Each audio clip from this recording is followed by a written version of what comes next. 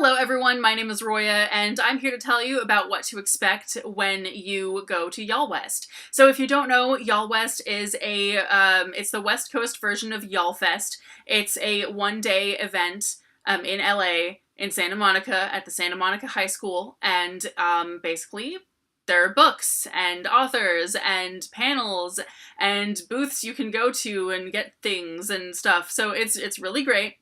And obviously, if you're watching this video, you've probably been watching a lot of people's vlogs, and other things trying to figure out, trying to get excited about going, and also kind of getting a sense of what to expect when you get there, what things are going to be like, what things are going to happen, all of that. So anyway, I decided to compile a list of sort of tips and things for navigating the event. So of course, the cliche one is that you're going to want to plan what you want to do. So have some kind of plan, because there are a lot of author signings, panels, and of course giveaways, and you want to go to all the booths because that's really fun.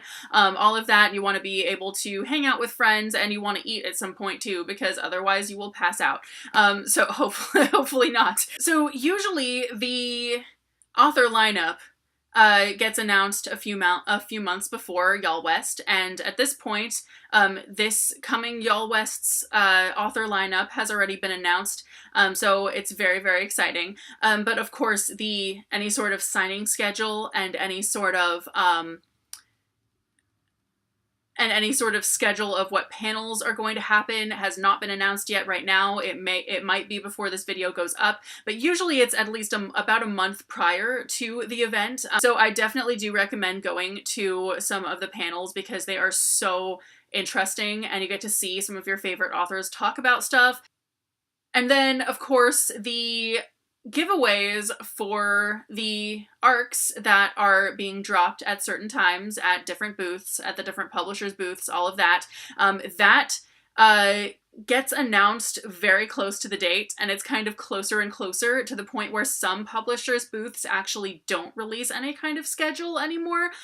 So basically, you do want to figure out, once you figure out what panels you want to go to, you should also just kind of figure out like which booths you want to be at what times, because just according to what books are going to be given away at those times.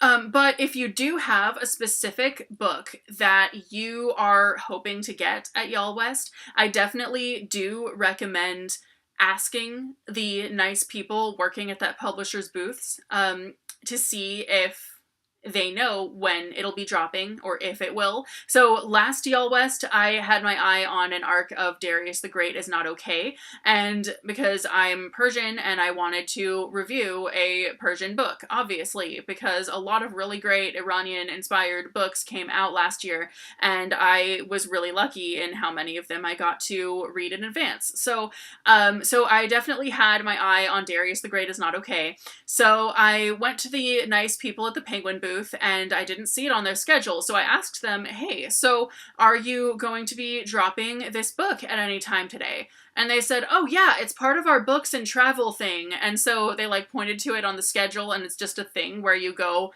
up to the booth and like write down like something about where you want to travel, and then they hand you a book that relates to that. So basically, I wouldn't have known that that book was being dropped at that thing if I hadn't asked, because it wasn't actually said anywhere that was one of the books. So definitely, if you do have your eye on a specific book, definitely just ask the people at the publisher's booth, and they would be more than happy to help you usually. Also, if you are really excited to go to a panel and see some of your favorite authors talk about stuff, and then there's an arc that is dropping that you really want at the same time, really, my recommendation is to still go to the panel, because you don't want to miss out on something really cool just because you think that you want to get a book. Because eventually that book is going to be out, and it's not a big deal if you don't get to read it in advance. Because even though you might really want to, it's really okay if you don't get to, because eventually the book is going to be out.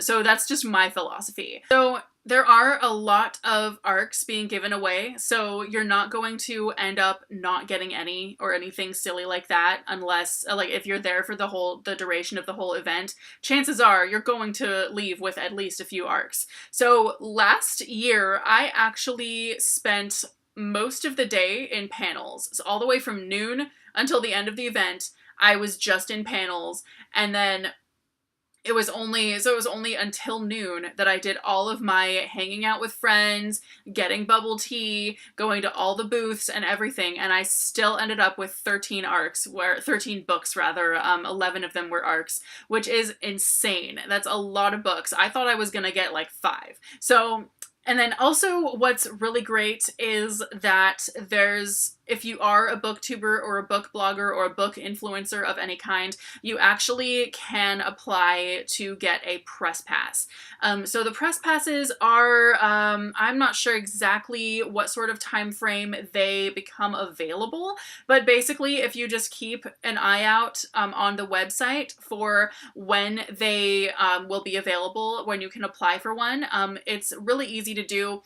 And you don't have to be anyone huge to do it. They're not really going to run out of spaces, anything like that. But basically, not only does this give you the ability to kind of, you know, interview authors in a specific like area, a designated area, and anything like that. Even if you're not doing anything like that, it's definitely worth it to get, because your line that you have to wait in for press pass people who have gotten a press pass already is actually much shorter than the actual line. So you get to basically go in and be like, yay, I'm in the event. I don't have to wait in a long line. And it's really great. So I definitely do recommend, if you are a book influencer of any kind, get a press pass. It's definitely worth your while to do so. Then also the Fierce Reads people do this event the night before, called Fierce Friday, which is hosted at the Santa Monica Library.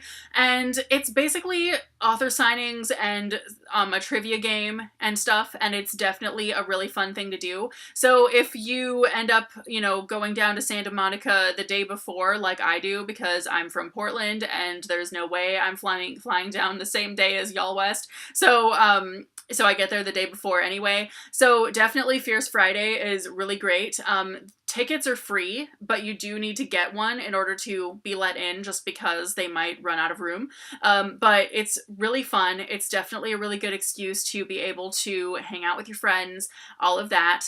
So I definitely do recommend doing that. And a lot of the same authors who will be signing stuff at Yallwest itself are going to be signing stuff at Fierce Friday. So chances are you may actually be able to get your books signed before Yallwest actually starts. So for the most part, I have had really good luck with that. 2 out of the 3 authors that I have taken books to Yallwest before to get signed were at that event. So definitely go if you're able to go, because it's really fun. And the trivia game is super cool, and you can win books. Those are my sort of tips and things for Yallwest, or most, you know, quite a few bookish events really this could apply to. So let me know if you're going this year. I'm really, really excited, and I'm excited to hopefully get to hang out with some of you guys. But anyway, let me know if you have any other tips and tricks for Yallwest or any other bookish events, and I will see you very soon with a new video. Bye!